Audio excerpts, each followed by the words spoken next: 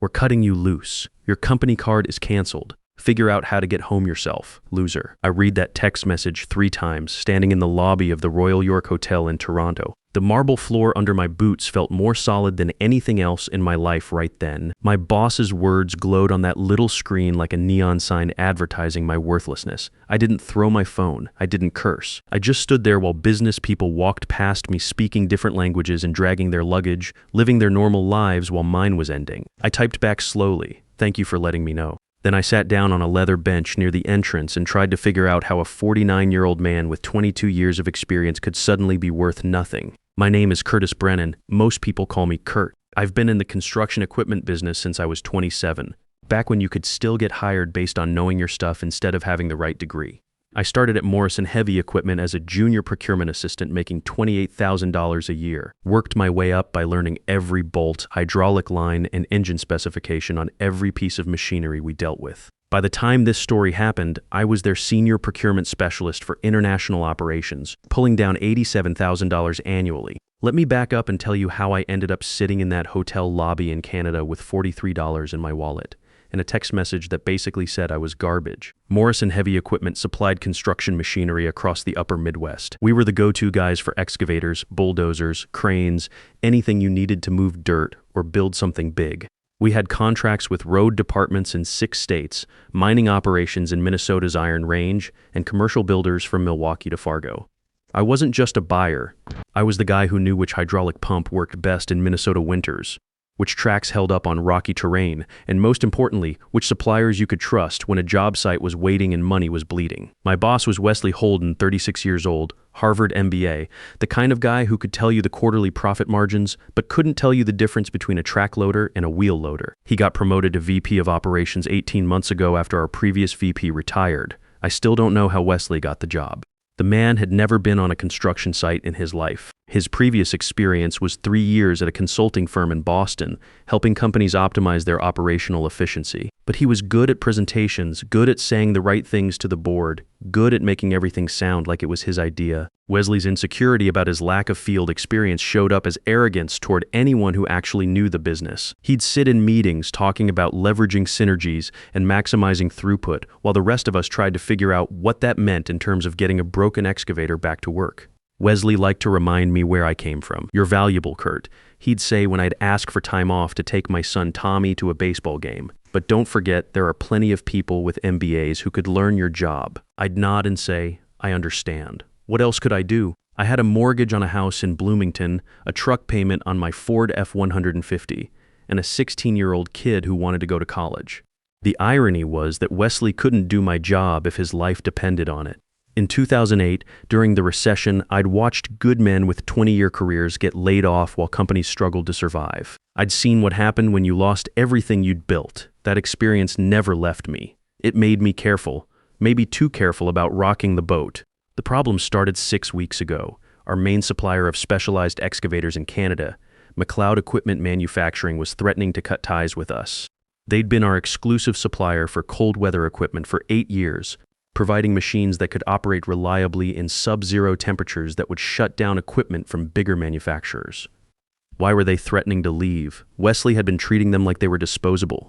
Over the past year, he'd been demanding faster delivery, pushing for lower prices, never asking if what he wanted was actually possible, just demanding. When Owen McLeod, the company's owner, would try to explain the realities of manufacturing specialized equipment in small-town Ontario, Wesley would interrupt with comments about scaling efficiency and market pressures. The final straw came when Wesley tried to renegotiate their contract via email, demanding a 15% price reduction and delivery times that were physically impossible. "Owen called me directly, Kurt," he said, and I could hear the frustration in his voice. "I've been making equipment for 30 years. My father started this business in 1965. We've never missed a delivery date, never shipped faulty equipment, never broken our word. But this new boss of yours treats us like we're some factory in China that he can push around." I spent 2 hours on the phone with Owen that day, listening to his concerns, taking notes about what wasn't working. Owen was 61 years old with hands like tree roots and a reputation for building the finest cold weather excavators in North America. His equipment was working on pipeline projects in Alaska, mining operations in northern Canada, road construction across the upper Midwest. When you needed an excavator that could dig through frozen ground at 40 below, you called McLeod. "Fix this," Wesley told me one Tuesday morning when I briefed him on Owen's concerns. "You're good with these supplier relationships. Go up there and smooth things over." I spent a week putting together a proposal that made sense for everyone. Better payment terms for McLeod, realistic delivery schedules, guaranteed minimum orders so Owen could plan his production around our needs. Things that would work for both companies and preserve a relationship that had been profitable for nearly a decade. Wesley barely looked at my 12-page proposal. "Just go there," he said, barely glancing up from his laptop. "Go to Canada and fix this in person. However long it takes." "How long are we talking about?" I asked. 3 weeks, maybe a month, you'll figure it out." "A month?" I said. "Tommy's got his championship tournament coming up. I promised him I'd be there." Wesley finally looked up from his screen. "Your son has other family, doesn't he? Friends?" "Figure it out, Kurt. This is your job." My wife Sarah looked worried when I told her. We were sitting at the kitchen table after dinner, Tommy upstairs doing homework. "A month," she said, lowering her voice. "That's the longest you've ever been away." "I know, but this McLeod contract is huge. If we lose them, Morrison loses maybe 40% of our Northern Territory business." "What about Tommy's tournament?" I felt something twist in my chest. Tommy had been working toward this baseball tournament all season. He was a pitcher, a good one, and college scouts were supposed to be at the championship game. "I'll try to be back for it," I said, knowing I probably wouldn't. Sarah reached across the table and squeezed my hand. "He'll understand," she said, "but he shouldn't have to." I flew to Toronto on a Monday morning in early October. The company had booked me into the Royal York Hotel. Nothing fancy but decent. Historic building, good location, reasonable rates. I rented a Ford Explorer and drove 2 hours north to Owen's facility the next day. It wasn't in the city.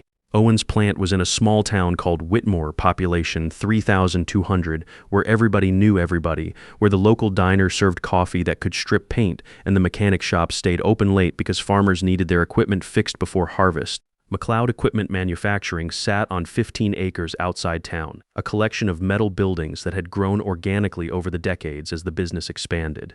The main assembly building was the size of an airplane hangar. Through the open bay doors, I could see workers assembling the massive frames that would become excavators capable of working in conditions that would kill machines from bigger manufacturers. Owen McLeod was 61 years old with hands like tree roots and gray hair. He kept short under a worn baseball cap advertising Caterpillar equipment. His wife, Fiona, ran the business side of things from an office that overlooked the assembly floor. She was the one who dealt with contracts and payments and kept track of which customers paid on time. Smart woman, tougher than most of the men I dealt with in construction, and that was saying something. "Tell me what's really going on," Owen said when we sat down in his office that first day. The office was functional, not fancy. Metal desk, filing cabinets, a coffee pot that looked like it had been making coffee since the Carter administration. The walls were covered with photos of McLeod equipment working on job sites across North America. Excavators digging through permafrost in Alaska. Road construction crews using McLeod machines to clear snow-packed highways in northern Canada. Mining operations where the temperature hit 50 below and other equipment couldn't even start. "Wesley doesn't understand how your business works," I said honestly. "He's treating you like you're some big corporation instead of a family business that builds quality equipment to order." "And what do you think?" Fiona asked. She was sitting behind her desk with a cup of coffee, watching me carefully. "I think you make the best cold-weather excavators I've ever seen, and Morrison would be stupid to lose you as a supplier." Owen nodded slowly. "Your predecessor understood that. Jim Morrison, the founder's son. We worked with him for 15 years before he retired. Never had a problem. Jim knew that quality takes time, that relationships matter more than spreadsheets." "Wesley's different," I said. "Wesley's an idiot," Fiona said bluntly. "Sorry, but it's true. Last month he sent us an email demanding we reduce our prices by 15% with no explanation, no negotiation, just a demand. Like we're Walmart or something. We talked for 4 hours that first day, not just about contracts and delivery schedules, but about the equipment itself. Owen showed me modifications they'd made to hydraulic systems that let their machines operate in temperatures that would shut down other excavators. Special seals that stayed flexible at 40 below, hydraulic fluid that didn't thicken when other fluids turned to syrup, heating elements built into critical components to prevent ice formation. Fiona explained how their production schedules worked around seasonal demands and the reality of finding skilled welders and machinists in small-town Ontario. "We're not Ford," she said. "We can't just hire 100 people and pump out machines on an assembly line. Every excavator is built by hand by guys who've been doing this for 20 years. How many machines do you build a year? I asked. About 120, Owen said. Could we build more? Sure, if we hired more people, expanded the facility, changed how we do things. But then we wouldn't be MacLeod equipment anymore. We'd be just another manufacturer trying to compete on price instead of quality. Over the next 2 weeks, I learned things about equipment manufacturing that 22 years in procurement had never taught me. I spent time on the assembly floor watching welders join steel plates that would form the frames of excavators designed to work in the harshest conditions on Earth. I watched machinists fabricate hydraulic components to tolerances measured in thousandths of an inch. I saw quality control processes that involved testing every major component before it went into a machine. Owen started insisting on something unusual during our second week of negotiations. I want you to be the contact person for this contract, he said. Not Wesley, not anyone else, you. I don't make those kinds of decisions. I said, then we'll write the contract so you do, Fiona said firmly. Every order goes through you. Every change has to be approved by you. Otherwise we don't have a deal. But what if I'm not available? What if I'm traveling or sick? Or then we wait, Owen said. We've been burned before by companies that promised one thing and delivered another. The only way this works is if we deal with someone we trust. At the time, I thought it was just because they liked working with me better than Wesley. I didn't understand what Owen was really doing. He was protecting what we were building together from corporate politics and MBA arrogance. Back in Minnesota, Wesley was getting impatient. He'd email me at weird hours asking when the contract would be signed and why it was taking so long.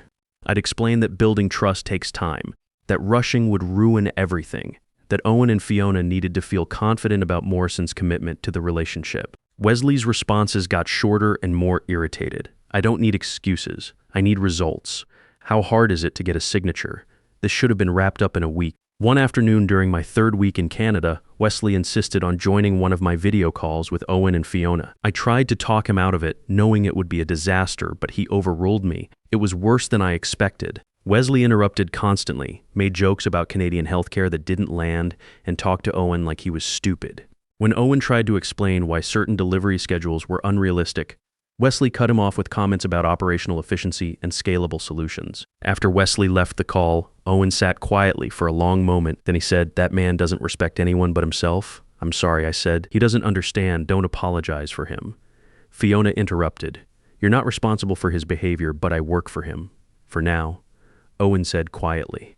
Meanwhile, back home, Tommy was having the season of his life. Sarah sent me videos of his games via text message. In one, he struck out 12 batters in a 7-inning game. In another, he pitched a complete game shutout to send his team to the regional championship. College scouts from 3 different universities had called Sarah asking about his grades and his plans after high school. "Dad, you should see these scouts," Tommy said during one of our nightly phone calls. "They're taking notes every time I throw a pitch." "That's amazing, son. I'm proud of you. Are you going to make it back for the championship?"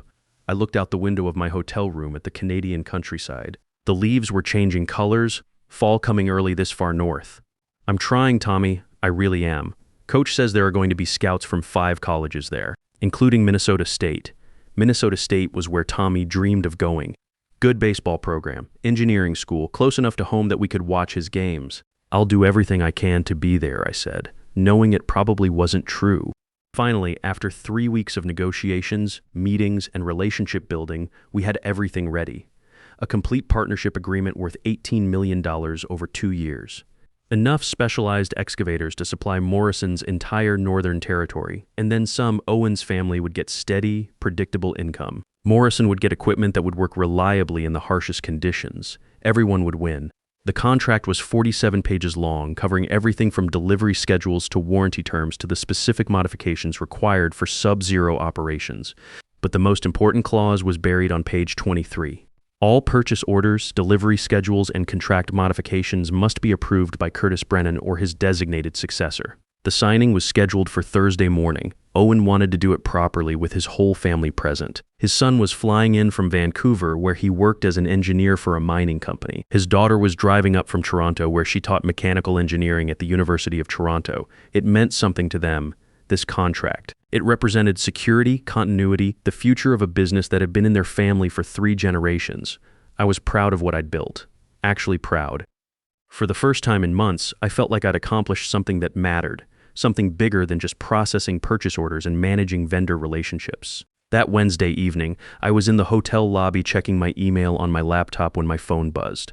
Tommy had sent me a video from practice. He was working on his curveball, and the coach was giving him pointers on his grip. "Dad, check this out," his text message said. "Coach thinks I might get a full scholarship if I keep improving." I watched the video 3 times. Tommy looked so much older than when I'd left. 3 weeks felt like 3 months. I typed back, "You're looking great, son. Can't wait to watch you pitch in the championship." That's when Wesley's message appeared. "We're cutting you loose. Your company card is canceled. Figure out how to get home yourself, loser." My hand stopped working. I read it again, then again. No explanation, no warning, just those words appearing on my phone screen like a digital punch to the gut. I checked my card immediately. He wasn't lying. It had been canceled. My return flight was booked for next Monday using the company's travel account. I didn't know if that was canceled too. I was stranded in a foreign country. After 3 weeks of work, after missing Tommy's biggest games, after eating McDonald's and Tim Hortons to save the company money, after building something that would make Morrison millions of dollars, Wesley had called me a loser. The hotel lobby suddenly felt enormous and empty. Business travelers walked past speaking French and English, dragging their wheeled luggage, living their normal lives while mine was ending. An elderly couple was checking in at the front desk, talking about visiting their grandchildren in Montreal. A group of construction workers in hard hats and safety vests were heading to the bar after a long day on some Toronto job site. I sat on that leather bench for maybe an hour, maybe more. People walked past. Hotel staff glanced at me sometimes, but didn't say anything. I kept thinking about Sarah, about Tommy, about how I'd have to call my brother Barry and ask him to wire me money just to get home. The humiliation felt almost as bad as Wesley's message. I checked my bank account on my phone, $1,247 in checking, $4,300 in savings. Enough to get home, but it would wipe out our emergency fund. The money we'd saved in case something like this happened. The irony wasn't lost on me. Then something changed inside me. Not anger exactly, something colder, something more calculating. I looked at my briefcase sitting beside me on the bench. Inside was the unsigned contract. The one worth $18 million over 2 years. The one that would supply Morrison's entire Northern Territory with specialized equipment. The one that Owen McLeod would only sign with me personally. I stood up. I walked out of that hotel into the cool October evening. Found my rental car in the parking garage and drove north toward Whitmore one last time. It was almost 9 p.m. by the time I reached Owen's facility. The main buildings were dark, but lights were still on in the office. I could see Owen and Fiona through the window, working late, probably reviewing the contract one final time before tomorrow's signing. They looked up, surprised, when I knocked on the office door. "Kurt," Owen said, opening the door, "is everything all right?" "You look. They fired me," I said. The words came out flat, matter of fact.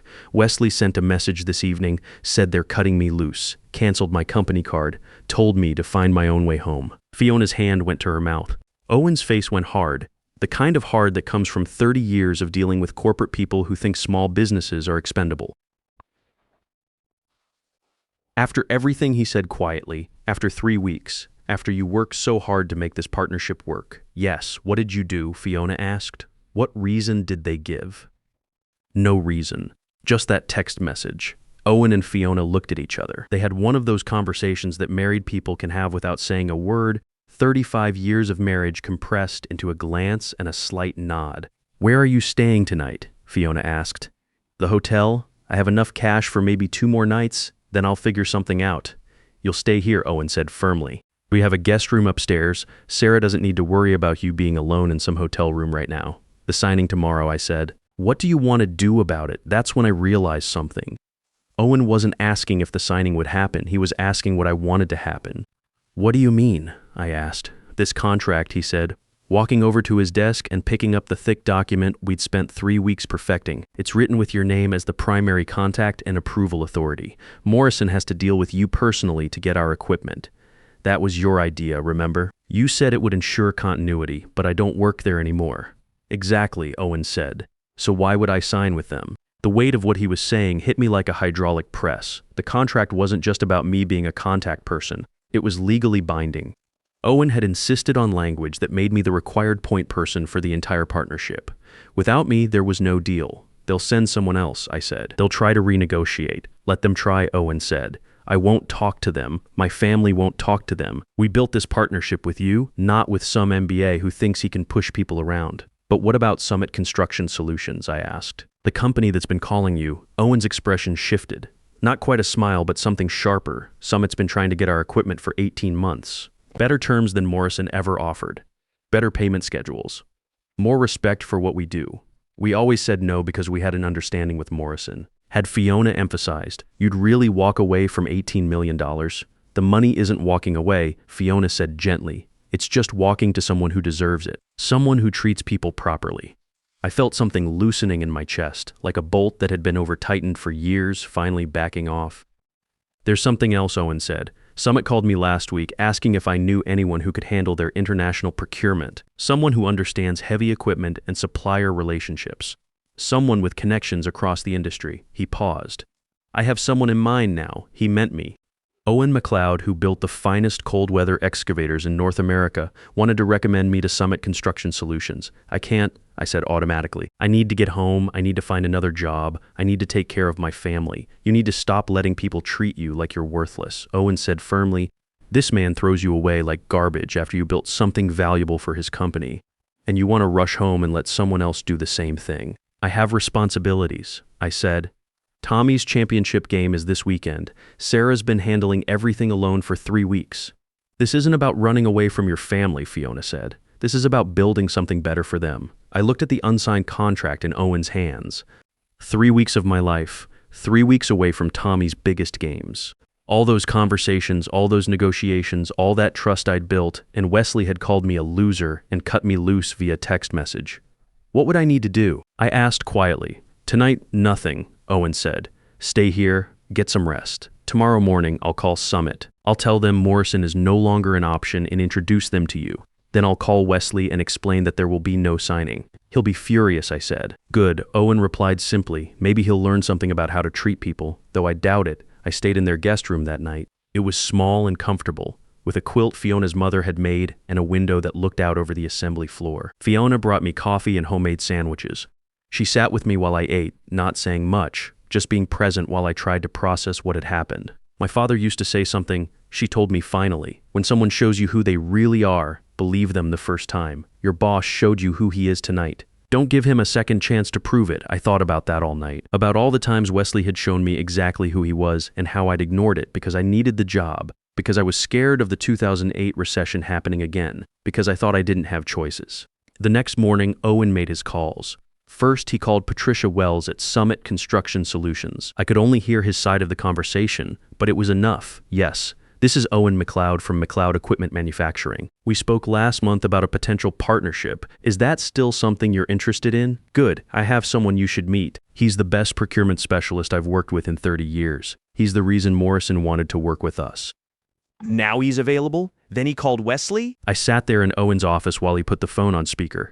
My hands were shaking slightly, but I tried to keep my face calm. Wesley answered on the second ring, his voice bright and confident. Owen, finally. I've been trying to reach you. Are we all set for this morning? My team is excited to finalize this partnership. No, Owen said quietly. We're not all set. Silence on the line. I could almost hear Wesley's brain trying to process what he'd just heard. What do you mean?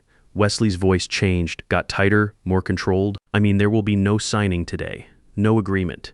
McLeod Equipment will not be working with Morrison Heavy Equipment. Is this about money? Because we can discuss terms. I'm sure we can reach an accommodation that works for everyone. This is about respect, Owen interrupted. Something you seem to struggle with. Now wait just a minute. I don't know what Kurt has told you, but he's no longer with the company. His opinions don't represent Morrison's position.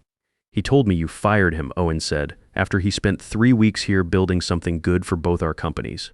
After he worked harder than anyone I've seen to make this partnership successful, you threw him away like he means nothing. That's an internal personnel matter, Wesley said, his MBA training kicking in. It has nothing to do with our business arrangement with McLeod Equipment. It has everything to do with it, Owen said firmly. Kurt was our arrangement. We negotiated with him. We built trust with him. We don't trust you. So there is no arrangement. You can't do this. We have a verbal agreement. We have documentation. We have nothing, Owen said. And now I'm going to work with Summit Construction Solutions instead. They've been asking us for 18 months to be their exclusive supplier. We said no because we were loyal to Morrison, but Morrison clearly isn't loyal to the people who make things work. The line went quiet for a long moment. Then Wesley's voice came back, desperate now. Owen, let's not be hasty here. I'm sure we can work this out. What if I flew up there this afternoon? We could discuss this face to face. Don't bother, Owen said and hung up. I just stared at him. My heart was beating so fast I thought it might explode through my chest. Did you just, I started? Yes, Owen said calmly. I did. Now let's talk about your future. Summit Construction Solutions wanted to meet me that afternoon. Owen arranged everything. They sent a corporate car with a professional driver. After 3 weeks of rental cars and economy hotels, it felt surreal. The Summit headquarters was in downtown Toronto, glass and steel and marble, the kind of place where deals worth hundreds of millions got made every day. I felt out of place in my work clothes, but the receptionist treated me like I belonged there. Patricia Wells, Summit CEO, met me personally. She was maybe 45, sharp business suit, the kind of confidence that comes from building something successful from scratch. Owen speaks very highly of you, she said after we shook hands. Tell me about yourself. I told her everything. Not the sanitized professional version you give in job interviews, but the real version about Tommy and his baseball dreams. About working at Morrison for 22 years, building relationships with suppliers because I actually cared about the work. About being stranded in Canada yesterday and choosing to be here today instead of begging for a plane ticket home. Why are you here instead of on your way back to Minnesota? She asked. Because Owen made me realize something. I said, I'm good at what I do. Really good. And I'm tired of working for people who can't see that. Patricia smiled, the first genuine smile I'd seen in weeks. Owen said you negotiated an $18 million agreement. Is that accurate? Yes, every detail, from delivery schedules to cold weather specifications to warranty terms. Can you do that again for us? Yes, I said, and for the first time in months, I meant it completely. The offer Patricia made was more than I'd ever imagined. VP of International Procurement. $135,000 base salary, plus performance bonuses that could double that. Company vehicle, full benefits, stock options. And most importantly, a schedule that would let me fly home every other weekend to watch Tommy pitch. I need to get home first, I said. See my family, explain what's happening, watch my son's championship game. Then I can start. We'll arrange your flight today, Patricia said. When you're ready to return, we'll cover everything. Apartment, transportation, whatever you need to be successful. The flight home was the longest 3 hours of my life. I kept thinking about Tommy, about his championship game tomorrow, about how I was going to explain that everything had changed but somehow gotten better. Sarah picked me up at Minneapolis-St. Paul International. One look at my face and she knew something fundamental had shifted. What happened? She asked as we drove through the early evening traffic. I told her everything, the firing, Owen's loyalty, Summit's offer, the new life we could build. She listened without interrupting, occasionally glancing at me like she was seeing someone she'd never met before. So you just walked away from 22 years and landed something better? I didn't walk away, I said. They threw me away. I just made sure they couldn't benefit from what I'd built. Tommy was in his room when I got home, reviewing game film on his laptop, preparing for tomorrow's championship. When he saw me, he jumped up and wrapped me in a hug that reminded me why none of the corporate politics mattered. Dad, you made it back. I promised I would, I said, and I have some news. I'm never going to miss another one of your games. The next day, Tommy pitched the game of his life. 7 innings, 14 strikeouts, 1 walk. We won 3-1, and 3 different college scouts approached us afterward. The University of Minnesota offered him a full scholarship on the spot. Standing on that field, watching Tommy celebrate with his teammates while college coaches lined up to talk to him, I thought about Wesley Holden sitting in his office in Minneapolis, probably trying to figure out how to explain to his board why Morrison had just lost their biggest supplier and their most experienced procurement specialist in the same week. 6 months later, Morrison Heavy Equipment was acquired by a larger competitor after losing most of their Northern Territory contracts. Wesley was let go during the transition. Last I heard, he was working for a small regional firm at about half his old salary. I didn't celebrate when I found out. I just felt a quiet satisfaction, like a perfectly calibrated torque wrench clicking into place. Today, Tommy's a sophomore at Minnesota, studying engineering and pitching for a team that made the College World Series last year. I'm still with Summit, where we've built the most successful equipment procurement operation in the upper Midwest. Owen McLeod retired last year and handed the business over to his son, but we still talk every month. Sometimes people ask me if I have any regrets about walking away from Morrison. The answer is simple. You can't walk away from something that throws you out first.